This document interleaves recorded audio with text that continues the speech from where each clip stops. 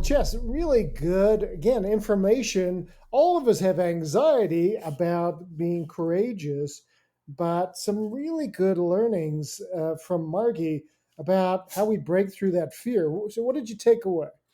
Yeah, first I love her story. That she grew up in Yeah. the bush in the outback, and she was stepping out of her comfort zone.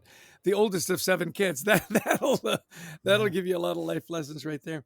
I really liked when she said focus on the right place. You know, we get stuck in our stories. Yeah. Focus on where you want that story to go. Yeah. And the word that really popped out to me that I wrote in big letters was rescript. Hmm. Rescript your story. Yeah. That stress when you tell the bad story, your throat gets tight and your chest gets tight. And Yeah. rescript it and tell yourself the story that you want the positive outcome to be, and just breathe and get there. So rescript was the big word that popped out for me. Because I know you sparked to this too. She said, anxiety or lack of courage is this fearful thought about an unwanted future state.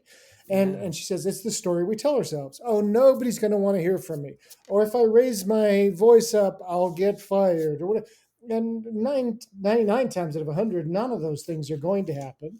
And also, what's the opposite? We live in a world where we have no voice and we're not able to be ourselves. That's the lousy way to live. So, as she says, look, be mindful of how you describe things, especially self-limiting behaviors and self-limiting thoughts. I think that's really powerful. Yeah. It was really fun when she said, right size your fear. Mm. Walk around the block like you're the king of the Yeah, yeah, stand tall. She quoted one of my favorite, coaches, Coach Wooden, when yeah, he says, it's not how tall you are, it's how tall you play. yeah. And that was it. Make peace with discomfort. I know you and I talk a lot about that. Be Hmm. comfortable with being uncomfortable. Well, the word is uncomfortable. Yeah, I like when she says make peace with peace that. with it. Yeah. Yeah, that's a much more positive.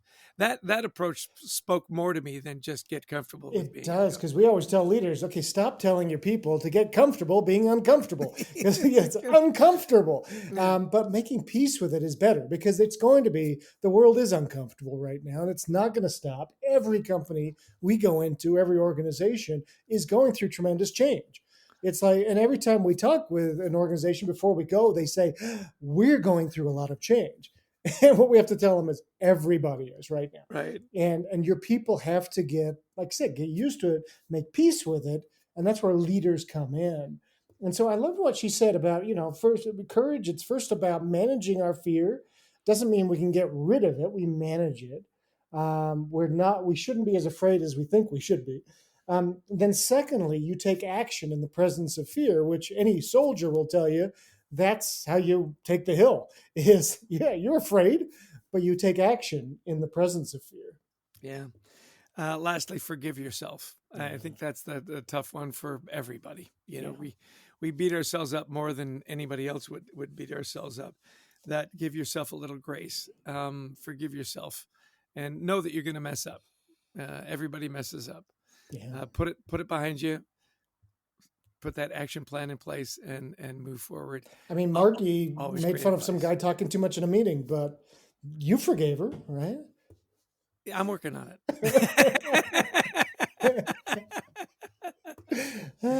Yeah, Chatty Chester. It brought back horrible memories of being in school. Chatterbox Chester, actually. Anyway, lastly for me was I loved her self practice. How do you start your day?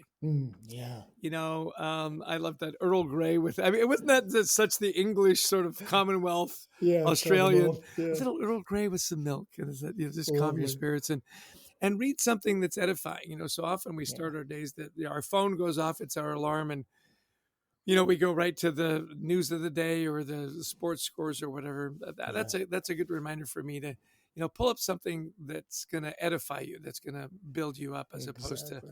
cause more anxiety and worry. And just when I think of courageous people, you know who I'm going to mention right now.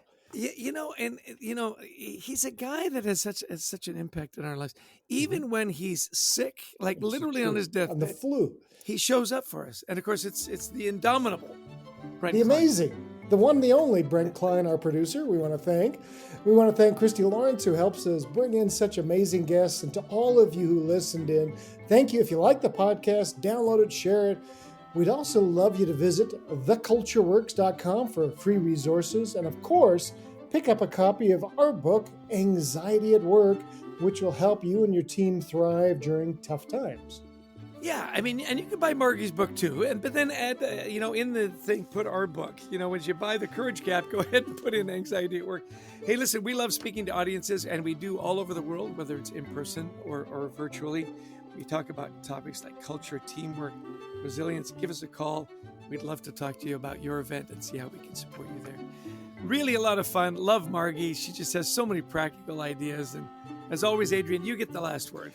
Well, thanks, Niles. Until next time, I wish you the best of mental health. Nobody's going to get that joke but you and me. I got it.